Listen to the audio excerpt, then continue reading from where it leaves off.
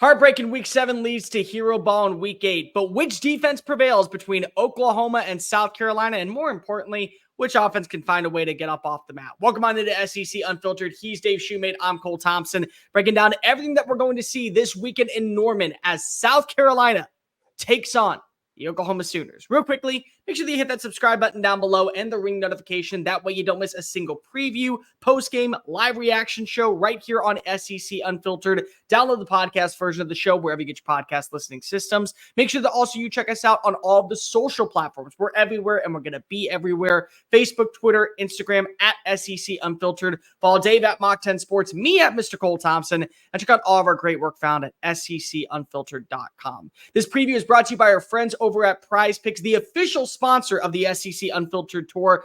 Go visit prizepicks.com. Use the promo code SECU at sign up to get a $50 instant play when you play your first $5 lineup. Simply put, you go bet on players, you go hit overs, unders, you walk away with a little bit more cash in your pocket, and it's basically the fantasy of college football. So sign up at prizepicks.com using the promo code SECU. Dave, both these teams are coming off of unrelenting losses last week for completely different reasons. South Carolina, multiple miscues, multiple fundamental mistakes, yet here they are going down to the finish line and keeping things close against the Alabama Crimson Tide. And on the flip side, in the Red River Shootout, in a game that is supposed to be a very close call, a very physical dominant force, your defense can only do so much. And unfortunately, that's the reality that Oklahoma faces moving forward. But for my standing, this is one of the better games of the weekend for me. And I truly believe that because I'm a defensive guru. I love watching defensive football. And if you're signing me up for 60 minutes of watching this defensive front of the Gamecocks versus that secondary of the Sooners, I'm all in. I am locked and loaded to go ahead and watch what happens out in Norman. No, 100%. This is a big matchup across the board. I mean, you were talking a little bit about off-air. Oklahoma favored by 3-point total, 40.5. 40.5 is the grand total. That's mind-boggling. Vegas expecting a low-scoring game. I saw Brent Venables came out, said Michael Hawkins is getting the start again. They're going to roll with him again. I don't know what Jackson Arnold's done behind closed door. Maybe nothing. He said he's been a great teammate. I don't know if he's told him he's just redshirting, and they're kind of telling him, all right, good luck. You can go elsewhere. I don't know why you wouldn't give him a chance. Again, they know more. They're internally. But, Seth Luttrell, that's a big question mark. Again, I'm off that bandwagon now. He had 2 weeks. Again, we talked about it, Cole. You didn't have to go put up 40. I wouldn't say that, but, you didn't even have to go put up 24 plus. A point total probably is irrelevant. Just look like you had some kind of plan. And, again, give Pete Kwiatkowski and them credit at Texas. I think they kind of anticipated they were going to roll him out. They had stuff, coverages and stuff to disguise that and confuse Michael Hawkins. But, I mean, it's not going to get any easier this week. I mean, the one consistent for South Carolina this year is the defensive front, even the secondary. It's a good unit across the board. Clayton White has a good unit. This is going to be a challenge. Who bounces back in this game? I mean, both teams coming off a loss. South Carolina is a little bit more emotional, I would say. I mean, Oklahoma got blown out by Texas, or got handled by Texas. Probably a little easier to get over. Watch that. You don't really want to watch the film on Sunday, flush it. South Carolina's probably sitting there a little bit. What ifs? Playing all these close games against LSU and against Alabama. Got to come up with one. I think for Shane Beamer, this is a big one from getting to that 6-7 win total. You win this, you feel good about South Carolina, I think, getting to a bowl game. If you win this game, I feel good about South Carolina getting to a bowl game, heading into a bye week for A&M comes. For Oklahoma, I mean, as you know, Cole, I mean, you grew up around the Big 12. If you're an Oklahoma fan, look, I think you can accept Texas is better than you this year. Traditionally, you've handled them in the series. Overall, you have more championships, et cetera, et cetera. You can admit they're a better team than you right now. They're the best team in the SEC. I think you can even handle a loss to Tennessee this year because their defense is so good and you've had so many injuries on offense. Dude, if South Carolina comes into your house and beats you, I don't really care where the injuries are or whatnot. I'm just looking at it from an Oklahoma crimson and cream standpoint here. South Carolina, your former tight ends coach, comes into your building and beats you in year, 3 for Brent Venables? This could be the game again. Brent Venables, nothing's happening to him this year. I think he's got to make an offensive coordinator change, but him personally got the contract through Joe Castiglione in the summer. He's going to make it. He'll probably be here another 2 years. This would be a loss I think we could look back on, though, in a year or two. If something were to happen to Brent Venables, big. That was kind of the key. It got those engines kind of churning to get it going where Oklahoma fans make. no, I'm off this guy. He'll be a great defense coordinator for somebody, but head coach wise, like we don't lose to South Carolina at home. I think that's kind of that impact there. But again, I think that's a very real possibility this week with the matchups. It's a real possibility. I don't think that we can go to that level right now when it comes to Oklahoma, but we can also agree after watching what happened down in Dallas. Texas is bigger.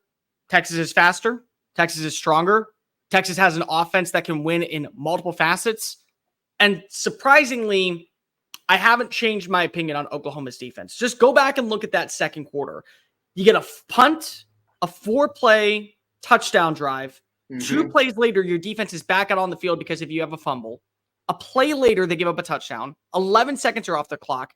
And another play later, the defense is back on the field because you have another fumble. There is only so much that you can do as a defensive unit that can remain sustainable. Go ask Iowa for the last decade plus on how it feels where their defense has to win you football games. And they finish 10-2 every year. And they would love to be able to have just a little spark that kind of gets them off the mat and also kind of gives their defense a second wind to breathe for 5 freaking minutes. Like that's all you're asking for.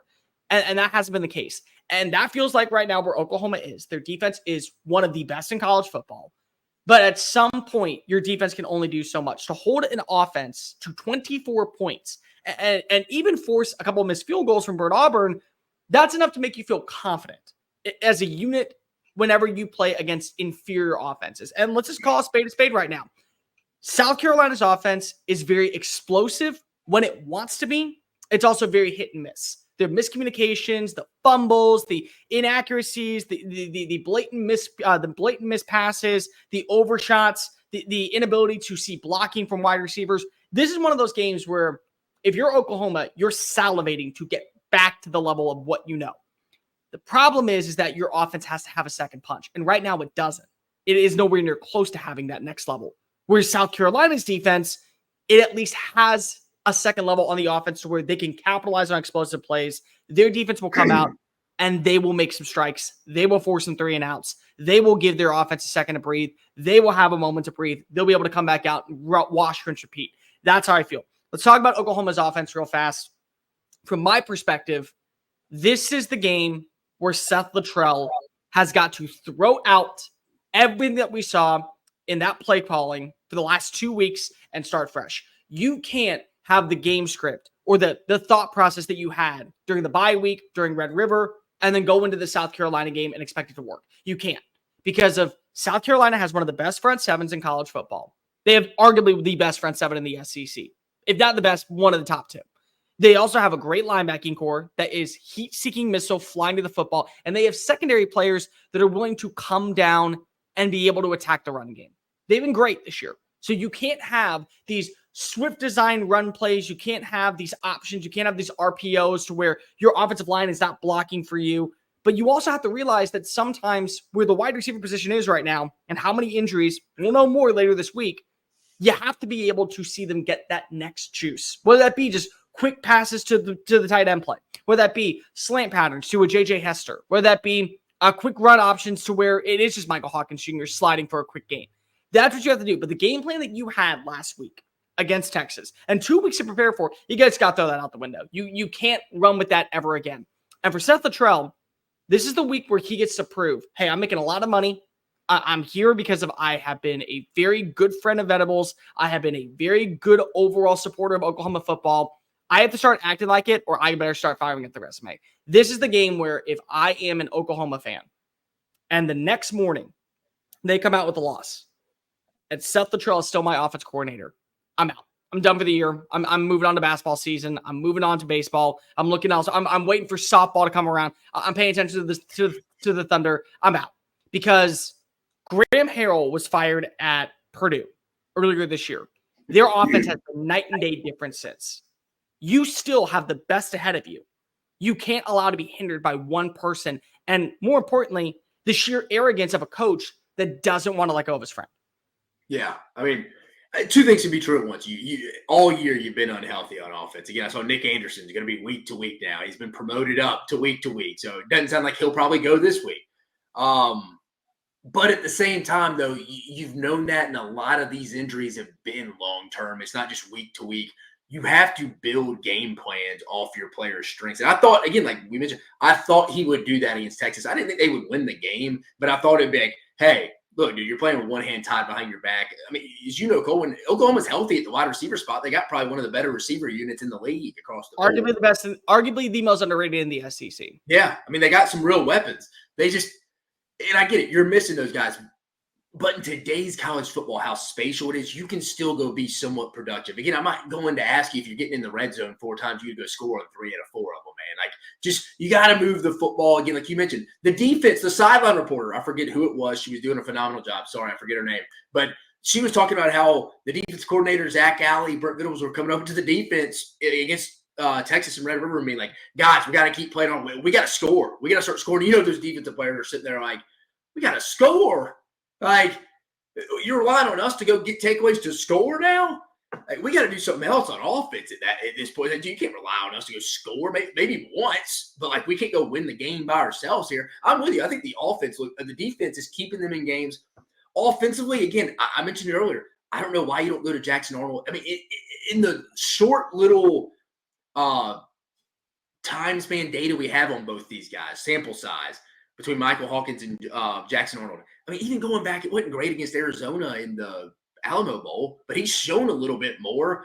I mean, I guess maybe they go with Michael Hawkins this week because I think they know they can't block South Carolina and he moves and gives them a chance. That's my only thought process. I was a little surprised by that. Again, maybe I'll give you the benefit of the doubt for that. If you think you can't block them up front, Dylan Stewart, Kyle Kennard, you feel like Michael Hawkins could at least break down and make some plays. But even he looks like a deer in headlights right now. I mean, you saw it, Cole. He's throwing the ball away on 4th and 15. Dave, I don't mean to cut you off, but if this is this week, we're looking at a 3-0 score going into half, and Michael Hawkins has 2 fumbles. And you know that Jackson Arnold is not redshirting. He has not told you that he plans on entering the portal. Do you turn to him at halftime at this game? I think you have to. You have to. I'd see him at half against Texas. I think you have to. Yeah. I 100% agree. You know, it's just at some point you lose the locker room. I think even guys that don't even play offense, because it's like, I mean, dude, what do we do? You are coming to us on the sideline asking us to score. It's like, we're doing the best we can. Like, we're one of the better defenses in the league, but in today's game, you got to be able to score now. You can't just rely on just the run game and the defense, as we know. Let's talk a little bit about South Carolina's offense, because the explosiveness that we have seen now in multiple weeks, the loss against LSU, the loss against Alabama, the win against against Kentucky on the road. This is a team that has dealt with more heartbreak and turmoil over the last few years because of they feel like that they're almost there, and then you just watch the rug be dragged out from underneath them. You and I have been on different sides of this one. I believe that the refs absolutely screwed South Carolina in that LSU game. However, I also believe that that game would have been completely different, and they wouldn't even have been a matchup against LSU if you don't lose the North Sellers, because the momentum was sucked out at that point. It felt like, once again, they should have beaten Alabama. They should have been able to capitalize. You saw the glimpses, the game plan, the slow, meticulous 9-minute drive to start the third quarter. Put Alabama in pressure. The ability to finally watch as Nick Harbor lives up to the hype of being EA college football #1 player. With one big play, it doesn't negate that he has had a lot of negativity this year, but still one big play, it shows you that the explosiveness is there. The Mazeo Bennett play, whether or not you want to say it was broken coverage, it's still, he makes the catch. The way that you saw the North Sellers dial up great passes, accurate throws, it's explosive. And then we have to go back and look at, well, they still fumbled the football a couple times. They still had 2 interceptions. You had a 2-point conversion that was nowhere near the wide receiver on a wide open play. They're still giving up some sacks to a defense like Alabama that hadn't generated a bunch of pass rush this year so far. It's so much of just rocky roller coaster of emotions to where I don't know where to judge them, but this is a defense that will force you to make mistakes. If Alabama got 4 turnovers in this game against Rocket Sanders, against the North Sellers, with Robbie Ashford not being able to do anything backed up in his own end zone, all of that, this is a defense that will make you eat your mistakes. Yeah. And very similar to what we saw, it could take one play in this game to alter the course, as we watched at Jordan-Hare Stadium, where a Kip Lewis interception or a Peyton Bowen interception or a Dave Stutzman strip sack, that might be the difference on Oklahoma walking away with the win. And again, the defense stepping on up and doing what, unfortunately, Brent Venables has basically told his team at this point: you have to get points. Yeah. No, I mean, I don't think the South Carolina offense, like you said, a little inconsistent.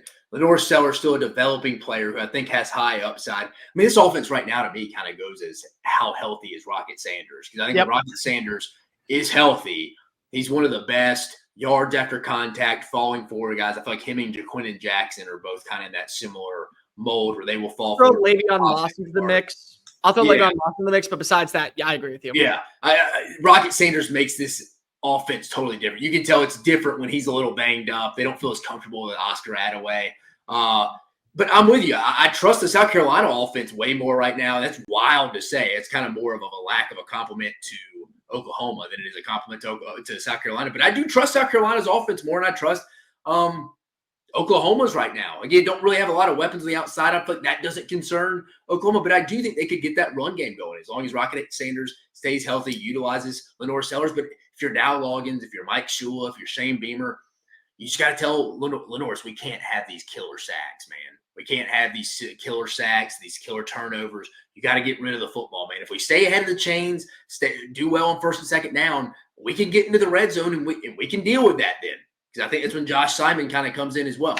I'm with you. I'm not totally out on the South Carolina offense yet. I want to see it continue to develop. But, I mean, in the matchup advantage right now, who do I trust out of these two offenses? I mean, I got to go South Carolina from what I've seen. You also have to realize that you can't shoot yourself in the foot with just blatant errors on miscues when it comes to handoffs, when it comes to protecting the football. Because how many fumbles did we see? The Josh Simon fumble against Devonta Smith, the strip sack by Jahad Campbell. I think it was Jahad Campbell was it. The missed punt, the missed handoff to Rocket Sanders in the backfield. Like those are little errors that come back to bite you because of, again, South Carolina feels like this team that very well could be sitting at 5-1, and we could be talking about them in such a prominent light. They are truly, as I said during the preseason, the biggest wild card in college football this year. Because if you tell me something happens, I kind of believe it. Their defense has been balling out. Their defense has been keeping them in games and making things really interesting. And there's only one matchup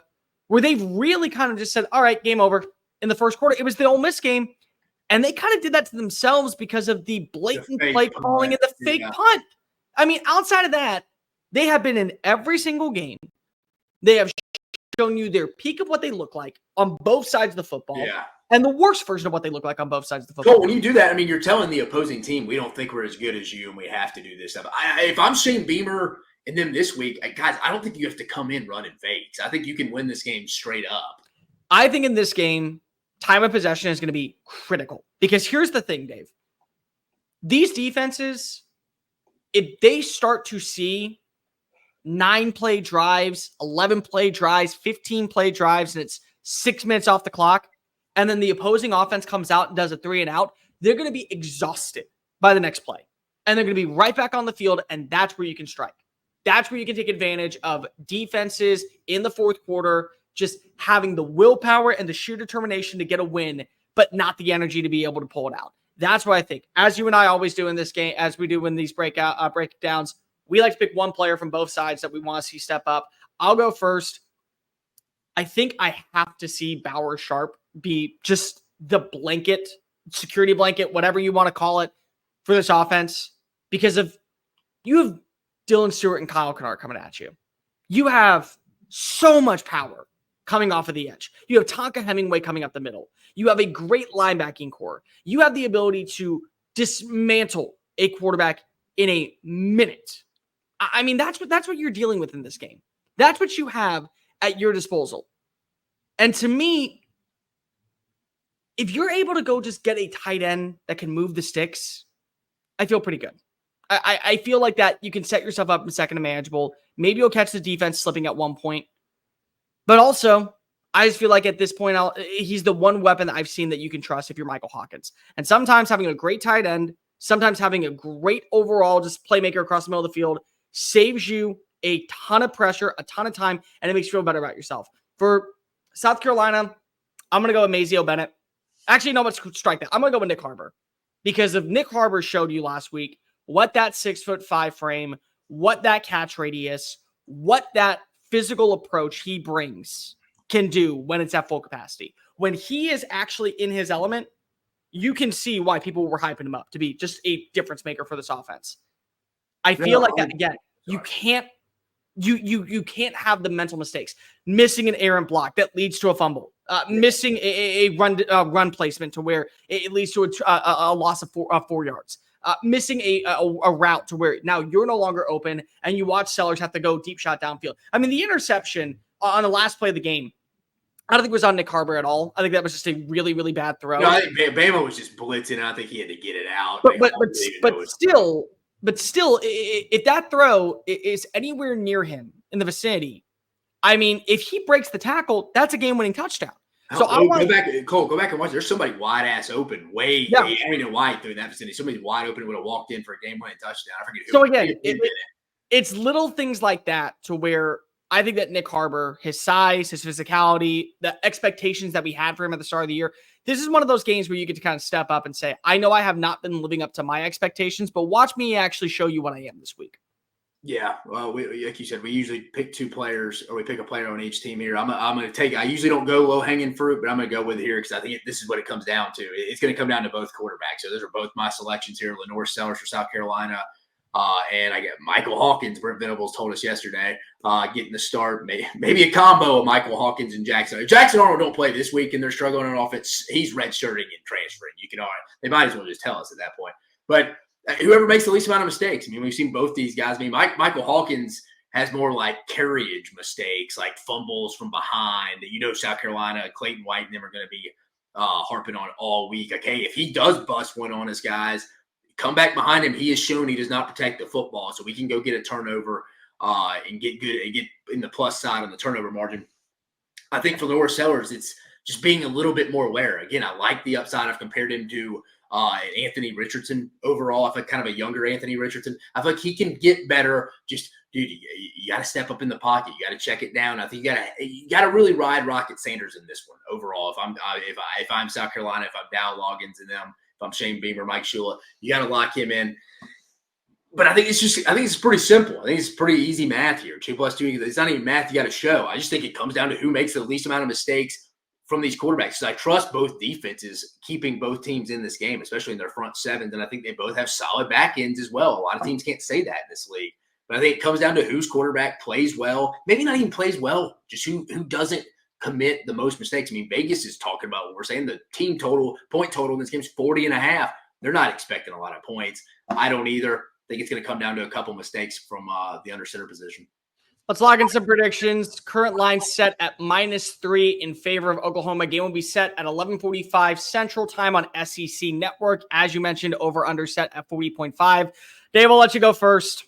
Who walks away with the dub? More importantly, whose season is kind of back in at least somewhat vicinity of what their overall expectations were at the start of the year?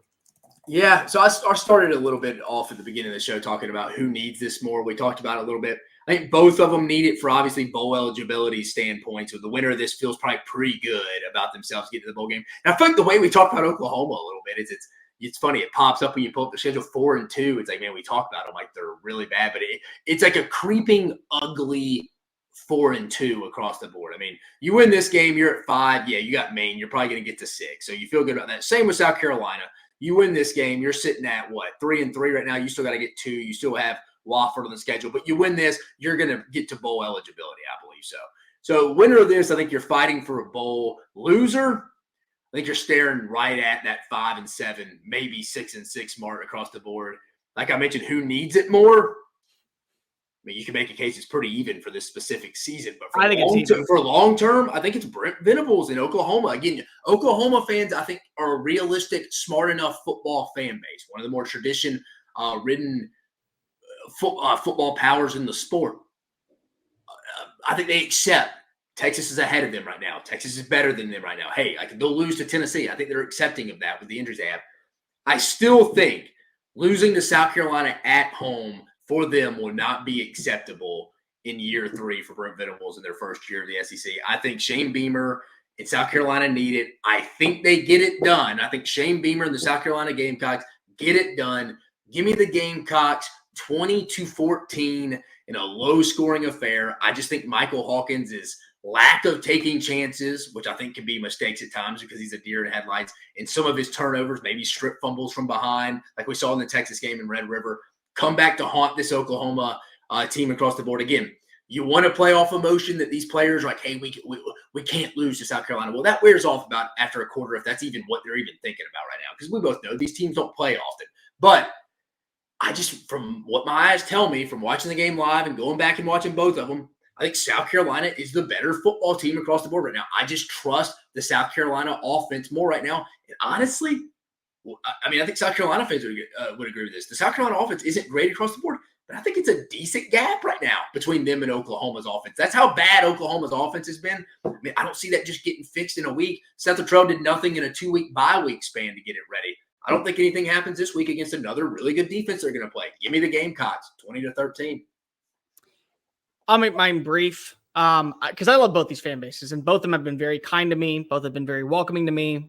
You're getting Christmas cards this year from them. I think Norman and Cole are both going to be coming to my doorstep and sending me some gear. Thank you in advance also to both these fan bases. But when I started out in this industry, I had a really, really good friend. And what I would say also kind of a mentor. His name's Jake Asman. He does the Jake Asman Show. He talks about the Jets. And we were working together in Houston. And I was doing overnights. And he would tell me, Cole, I love you, but I'm going to be brutally honest. What you're doing is not working. You will not advance in your career. You will not be good at your job if you don't change this up. This is not working for you. This is not sustainable. You want to be an overnight host. You want to be the guy that's going to only talk about random nonsense with people who are barely awake or in ER hospital rooms or truck drivers. Fine, do it. But this is not working. It was one of the best advices that I could ever get. Oklahoma fans, I got to be now the big brother to you. And I got to be the voice of reason. And unfortunately, I have to just call it like it is. This is not working. This isn't. Seth Luttrell is not working for you. This offensive game plan is not working for you. I wanted to believe in you. I wanted to believe that this was going to be a season where you could defy the expectations because of your defense. Your defense has been phenomenal. And if you put any pressure on them, and also if you put any pressure on Michael Hawkins Jr. or Jackson Arnold, thinking that you know one of them is a great quarterback, you would be lying to yourself. You have no idea if either is a good quarterback.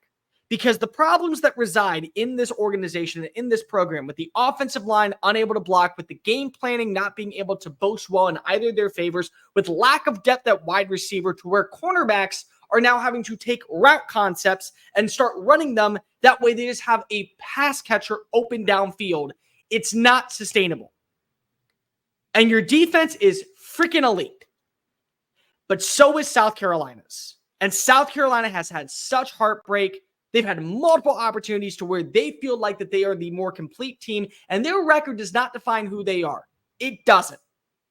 And if you're asking me today, which offense do I trust to get one touchdown in what could end up being a 7-3 game, I would say it's South Carolina, which is why I have the Gamecocks winning.